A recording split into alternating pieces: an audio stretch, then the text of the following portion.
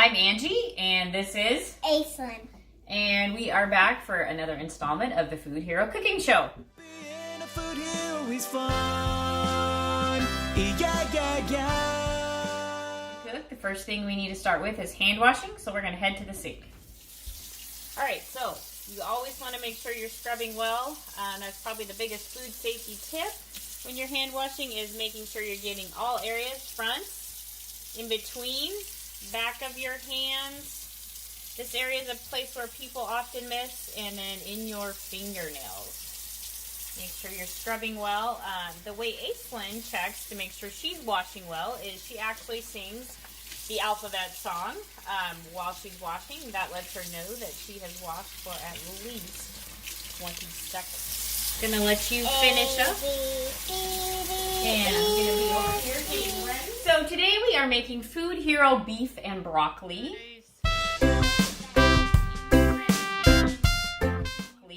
This is one of the favorite recipes around our house.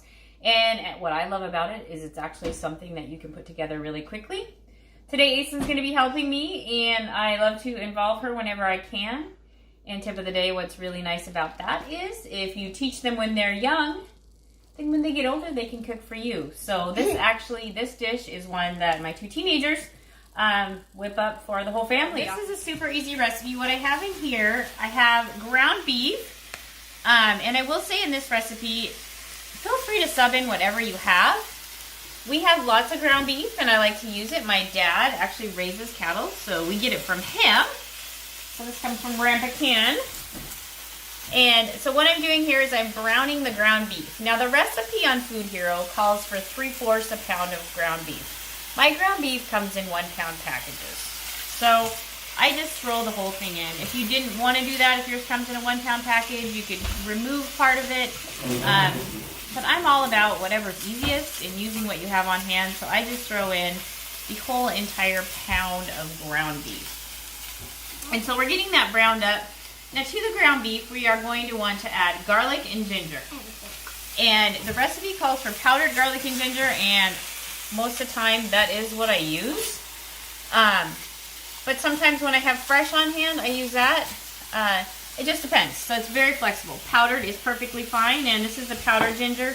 Today I actually am going to use fresh ginger because I had just a tiny bit left. So I've peeled that ginger, and I'm going to use this handy tool to get it into the pan with the ground beef so that we can get all of that flavor coming out. And while I'm doing that, Aislinn's going to put in the garlic. Now this might not look like regular powdered garlic. I found black garlic at the store and it was on sale, so I bought that because I'm all about a bargain. Love bargains. So it calls for 3/4 teaspoon of garlic powder. And as you know, Aislinn, we don't have 3/4 teaspoon here. But how do we make 3/4 teaspoon? 1/2 plus 1/4. That is your math lesson for the day. Yeah. Being a food hero is fun. Yeah. I often use fresh garlic too. And I know a lot of people, I do cooking classes a lot, they prefer fresh garlic. Either one is fine. So today, it's easier to do this. Aislinn's going to measure that garlic in. And I will say too, if your family loves garlic, feel free to add more garlic. Oh. And I have a joke about ground beef. Okay, you tell the joke while I finish this up, big girl. What do you call a cow with no legs? Ground beef. Good one. She loves jokes. Oh. And there's more jokes on foodhero.org. That's true. You find this recipe on www.foodhero.org under recipes, but there's tons of other resources, and she's right. There's a kids page, and there's actually tons of jokes on there too. But I will say the jokes on the kids page have really helped improve your jokes. We were working on those for a while, weren't we? How rude. How rude. Look, you know your mama always tells the truth, my dear. All right, so we're going to finish browning this up. It's still got some pink there, so I got to finish that. But while I'm doing this, Aislinn, I'm going to have you get started on the sauce. Now, in our family, we really like the sauce, and we eat this over rice, so we double the sauce because we want to have some to soak into our rice. And probably part of it is too that we're using the pound of ground beef. So what I always say is, you know, if you're new to cooking or trying a recipe the first time, do it as is, and then feel free to make adjustments, because these are base recipes. The more you get in the kitchen, the more you're gonna just feel confident in adjusting things to your family's tastes and likes. All right, so Aislinn, let's get started here on The sauce? the sauce. Now, again, math lesson, we're gonna double things, okay? So this recipe is calling for 2 tablespoons of brown sugar. If we doubled it, then how many tablespoons would we have? 4. Excellent. So remember, when we measure brown sugar, you're going to kind of press it into our tablespoon here. So what you're going to do, and you can actually use the side of this container, is just kind of press it against the side and put it in.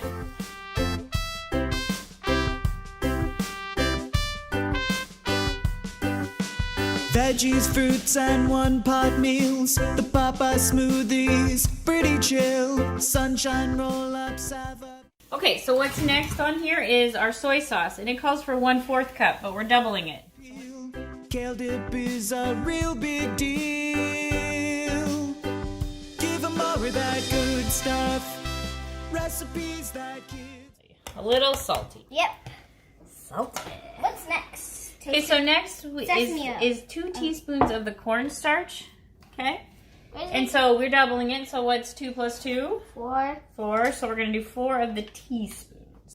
Love. It's hard to get enough. Where healthy food is fun. Give 'em more of that good. Then sesame oil. Oh, sesame oil. Kind of got that nutty aroma. So sesame oil is one where you don't need a ton, but it just adds like This whole thing. totally delicious flavor. Stuff. Recipes that kids love.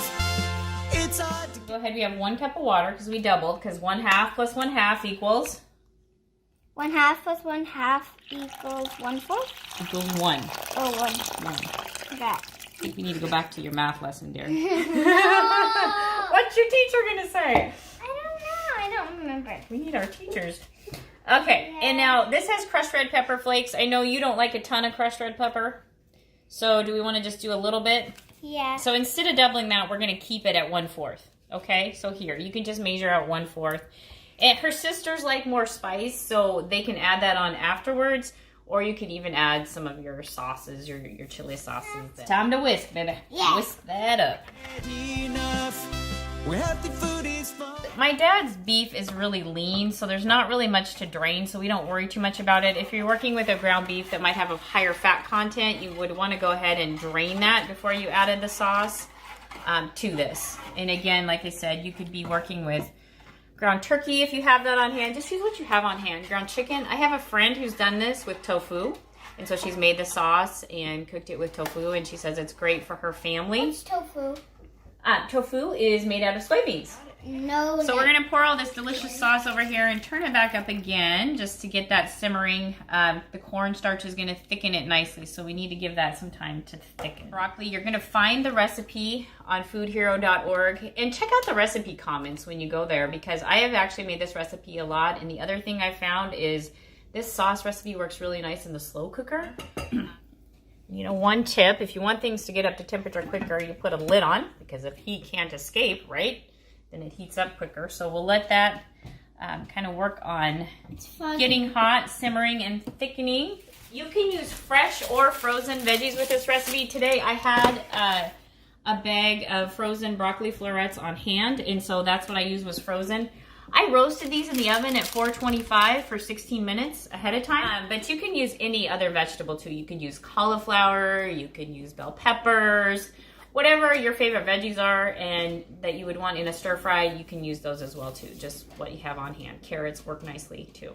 When we use frozen broccoli in it and Avery's making it, what she does is she throws the frozen broccoli into the microwave for a few minutes just to get it steamed a little bit, so that it doesn't have to cook as long here. She feels like it gets soggy. She likes it a little bit greener and crisper. So that's what I've done. I took some frozen broccoli and I threw it in the microwave for a couple minutes. And always cover it. I just use a plate because I don't like to use plastic. I'm trying to be environmentally friendly, so I just throw a plate on top.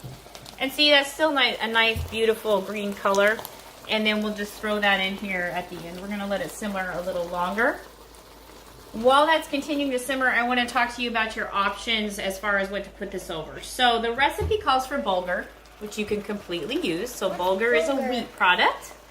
But the other thing you can use is rice. A lot of times I will just use minute brown rice. So I prefer whole grains. You know, whole grain is going to be better for you. It's going to have more fiber for your digestive system, which is going to be a better choice. Minute brown rice cooks much quicker. So there's instructions on the box that you would purchase.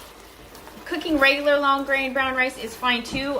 Sometimes if I do that, I do it ahead of time and then I put it in the fridge and heat it up because a lot of times we are just in a hurry and that takes about 45 minutes to an hour. But this cooks much quicker. You can cook this in about, well, if you do it in the microwave, it's about 7 minutes. Or this is black rice. So this is a whole grain too. It's also known as forbidden rice. So in China, it used to be in ancient times that the black rice was only for the emperor. And so that's why it was called the forbidden rice. What's cool about it nutrition-wise is the same things that color blueberries, the anthocyanins, that's what's coloring this rice. So you're getting a lot of healthy things, and it's just fun. You could also use soba noodles, or a good stand-in for soba noodles is whole wheat spaghetti noodles. So that's another option as well. So I wish you could smell this because it smells absolutely delightful. And you see, because I doubled the sauce, we have plenty of sauce, but this gives us something to soak into the rice. So we can just turn it down now. Healthy food is fun. Being a food hero is fun. We used frozen broccoli today to get it to come together quickly, but fresh broccoli is great. And I was just talking to some of my farmer friends, and local broccoli is going to be ready soon. You want the black rice or do you want the brown rice? Forbidden. The forbidden rice. Okay. Check it out. Looks so good. So thank you for joining us today for another episode of the Food Hero. Oh, Aislin's trying to grab a fork. She's ready to rock and roll and try this out. I thought we were going to eat spoon. For another episode of the Food Hero Cooking Show. We hope you got some valuable information, and we'll see you next time. Being a food hero is fun. Yeah, yeah, yeah.